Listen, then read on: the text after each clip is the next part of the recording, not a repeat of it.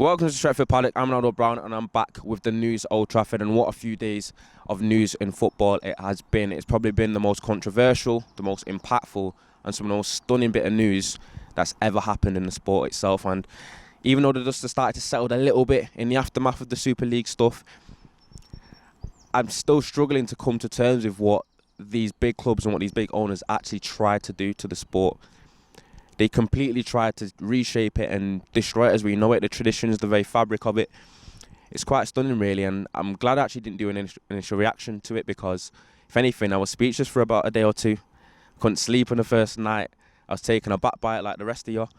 And it was just a really, really, really strange, and it was a peculiar one. You could see why they did it on their selfishness and the fact that they wanted to line their pockets.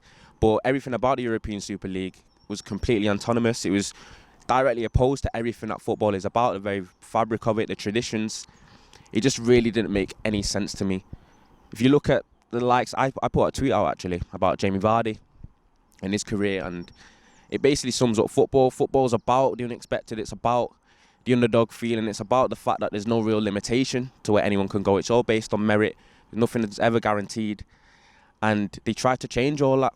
It basically wouldn't have been football as we know it anymore, and it's because even I said Jamie Vardy's career as an example, there's been many more. Bournemouth going from League 2 to the Premier League in the space of five or 6 years. Things like that wouldn't be able to happen anymore.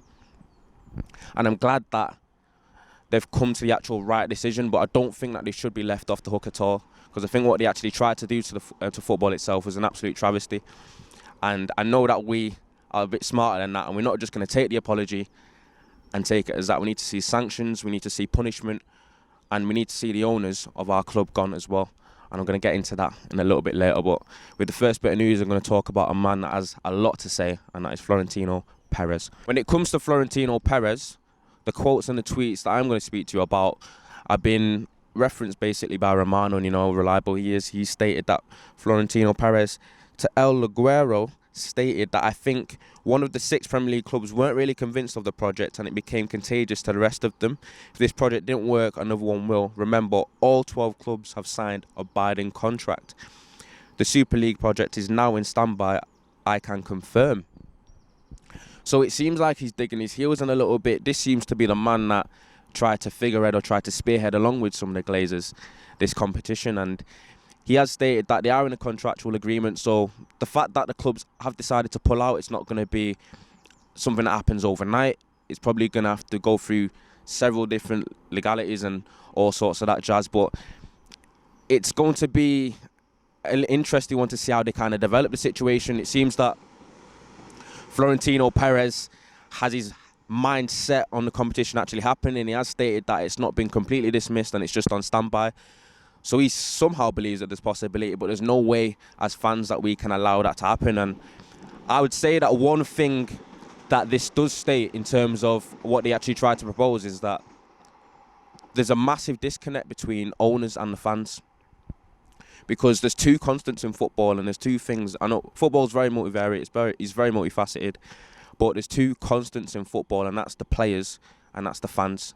And the sport cannot exist, or it cannot be maintained without either of those things. And the fact that they devalued our opinions, they didn't consult us, they didn't consult the players, they didn't consult anyone about what they wanted to do, and they just made it purely on a business decision. Honestly can't believe it. And the fact that he's being so stubborn, it's quite egregious, to be honest, because even the Glazers have come out and apologised. Don't know how genuine that is.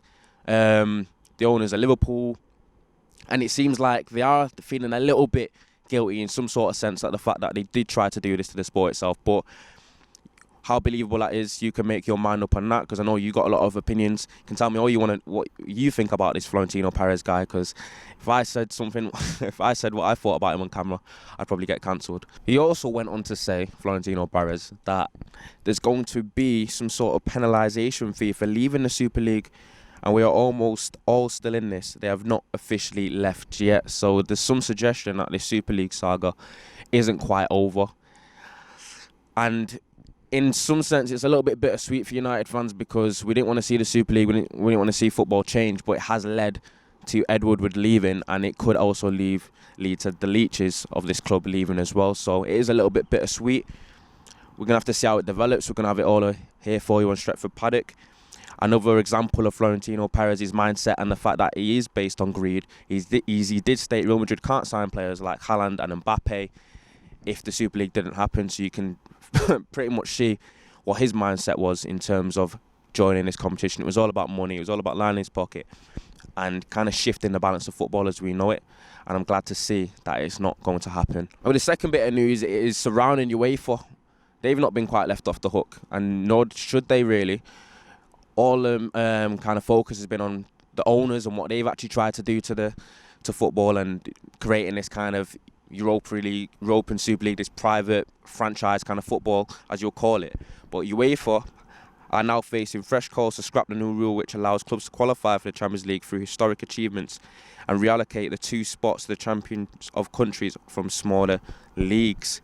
So basically, the aftermath of the European Super League it's kind of shifted the focus to UEFA and how they try to adjust the Champions League format that would kind of result in smaller clubs in England or smaller clubs all over Europe not having the same opportunity as bigger ones to actually make it into the competition.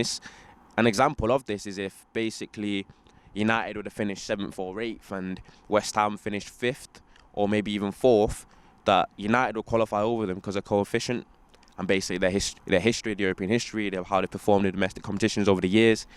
And I don't think it personally would have been fair. The format now of basically being in the top 4 and you qualified, I think that's legit.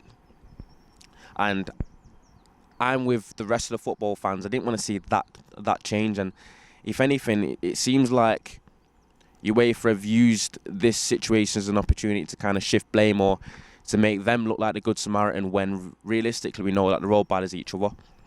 And in terms of the Champions League format, I hope it does change. And I think this whole situation has woken up the world of football into what is fair, what football is all about, and how things actually should be. And following on from that, it's a story that I kind of touched on earlier, and it's the situation about the Premier League are considering what sanctions to take on the big 6 clubs, because even though they have kind of retracted their movement into this European Super League, there has to be some sort of punishment. And even if it does happen to our club, I think that we're also upset with what we actually attempted to do, that we won't mind.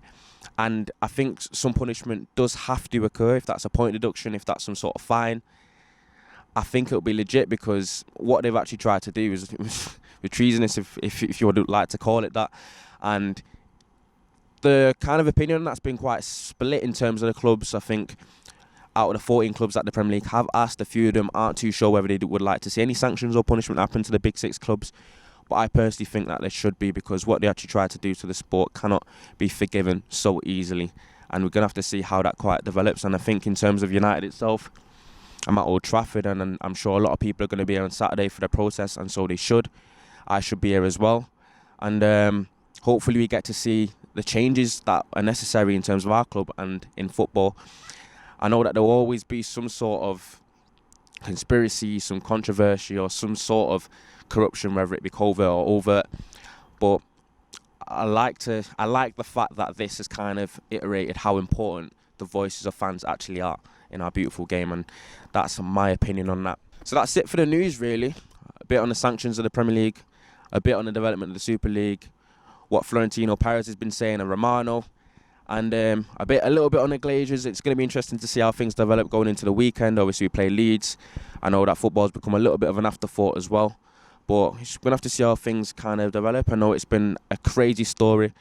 I think everyone's head's spinning a little bit. I know that mine is. We'll have to see what happens, and we'll have it all here for you on Stretford Paddock. Because as far as I'm concerned, I'm Ronaldo Brown. This is Stretford Paddock, and I'll see you next time.